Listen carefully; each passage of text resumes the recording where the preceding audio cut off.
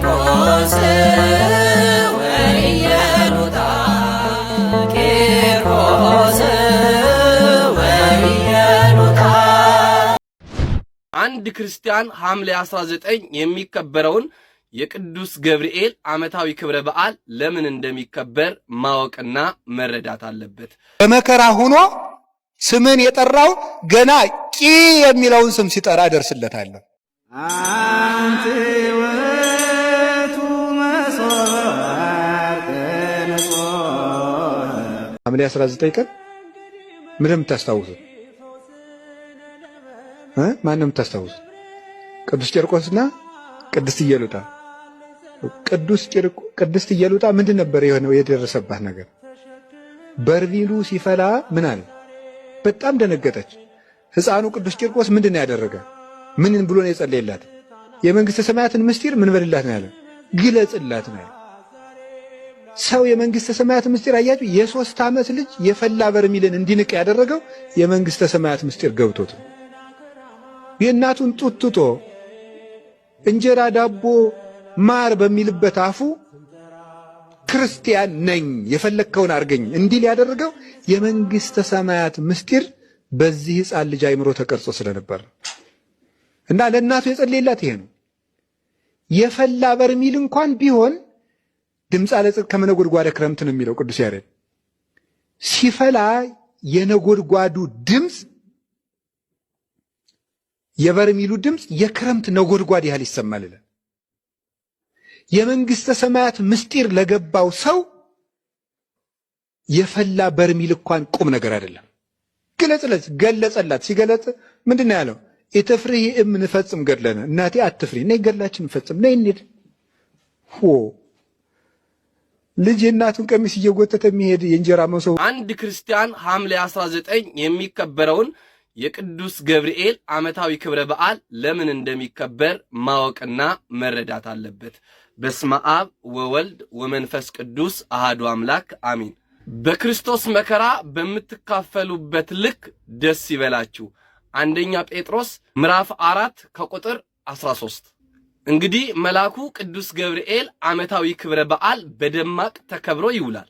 ጌታችን መድኃኒታችን ኢየሱስ ክርስቶስ በወንጌሉ ይህንን ከጥበበኞችና ከአስተዋዮችን ሰውረ ለሕፃናት ስለገለጥክላቸው አመሰግንሃለሁ ብሎ እንደተናገረው ሕፃን ቂርቆስ በጥበብ ተሞልቶ እናቱን አትፍሪ በማለት ስለ ክርስቶስ በሚመሰክርበት ጊዜ ጣል ቅዱስ ገብርኤል ያዳነበት ዕለት መታሰቢያ ሆኖ ይውላል።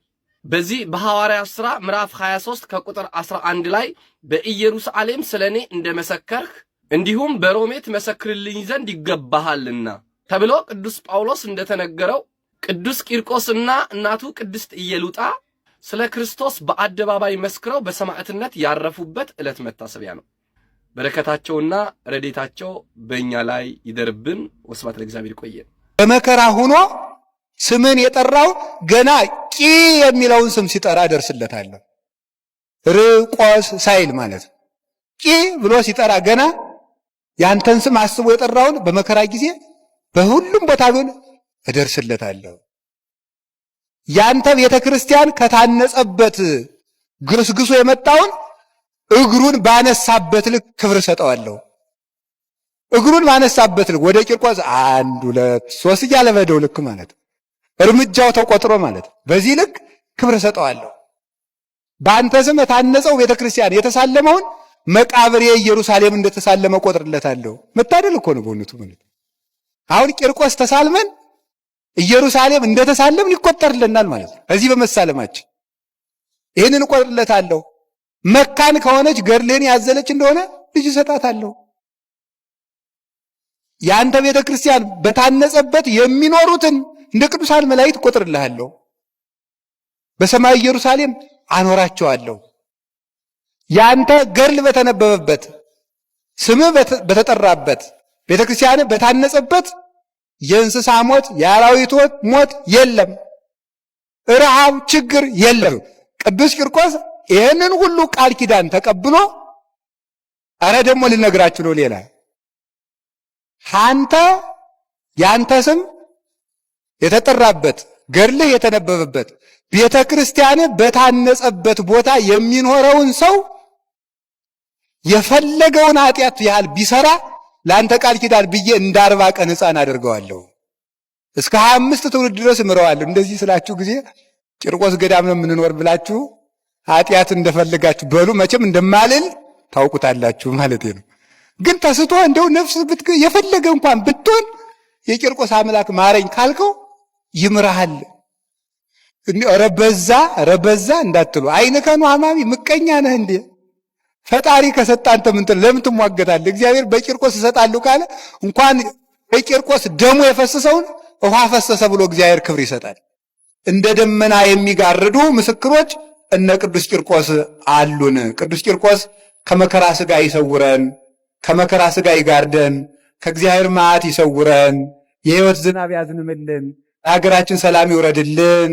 ያስተማረን ፈጣሪያችን እግዚአብሔር ስሙ የተመሰገነ ይሁን። በሀገራችን ከመጣው ከተቃጣው ቁጣ ሁሉ ይሰውረን መድኃኔዓለም። ወስብሐት ለእግዚአብሔር። ይቆየን። ገብርኤል በረከት በእናንተ ላይ እንደ ዝናብ ይውረድላችሁ። ያ ቅዱስ ገብርኤል ካንተ ጋር ነው። የምስራችን የሚለው ብቻዬን ነኝ አትበል፣ አልቋል በቅቷል አትበለም። ለዘካርያስ መጥቶ በጆሮ በቀኝ በኩል ዘካርያስ ብሎ ያናገረ ቅዱስ ገብርኤል ካንቺ ጋር ነው፣ ካንተ ጋር ነው። ጠላት ያድናችኋል። ከሚመጣ ፈተና ይሰውራችሁ፣ ከሚያስጨንቅ ነገር ይሰውራችሁ፣ ከክፉ ነገር እግዚአብሔር ችግራችሁን ይወቅላችሁ። እግዚአብሔር ልመናችሁን ይወቅላችሁ፣ ደግሞም ይፈጽምላችሁ። የእግዚአብሔር መልአክ በሚፈሩ ሰዎች ዙሪያ ይሰፍራል፣ ያድናቸዋል። መልአኩ ባጠገባችሁ ይኑር ለዘላለም፣ ደግሞም ያድናችሁ።